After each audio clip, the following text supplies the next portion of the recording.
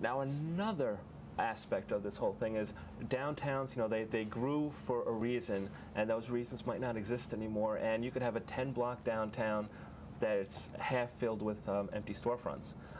Some people have said, shrink the downtowns. A hard sell to landlords, and a hard sell, I bet, to the county. And since, Fred, you watch the county coffers, if shrinking of downtowns and you would think a shrinking of the sales tax revenue occurred, would the county be for that? Well, I don't know if we're for or against it because we can't control it, but one, if it's blighted area and it's not being used, it's probably to have what you've got in a cohesive manner contained much better. I was thinking of the landlords a moment ago, but a lot of them are very short-sighted. If they get a quick sale, they get month to month, year to year, they'll take it.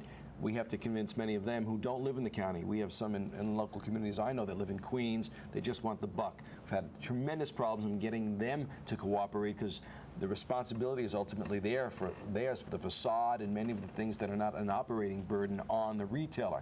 So it's an education process as well. But you know, with the growth in a lot of the downtown, in the large malls, very tough for downtowns to compete, and you've got to look at each one. And I'm not advocating downsizing, but you have to look at each one because they're all unique. Some are spread out where there are multiple areas. There's no real center of the downtown, and in some cases you may need alternative forms of business or property.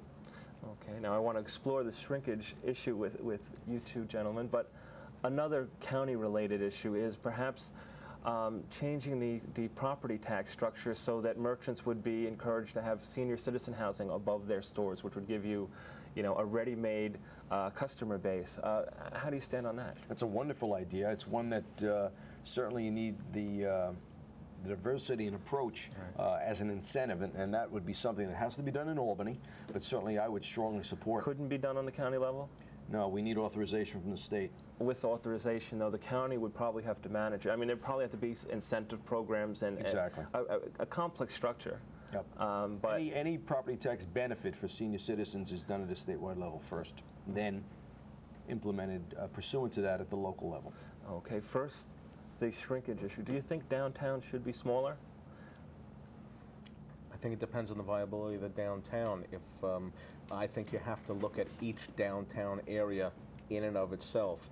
I can tell you where we're doing right now, we have just the right amount of stores. Right. Got a few that are looking to be rented, but we're very confident that very shortly will be fully rented.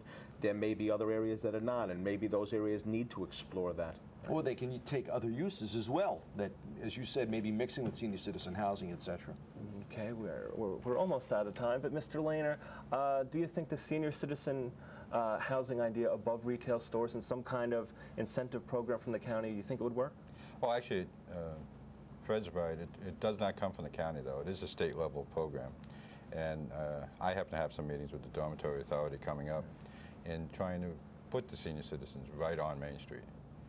It'd be a great place. Remember when you visited your grandmother, right, your grandfather? Sure. You get really bored. But if we could have some place that make Grandma and Grandpa a hero, take them down to a local store and maybe buy them some candy or ice cream. Well, thank you for being on our show this evening, gentlemen. It's been a pleasure.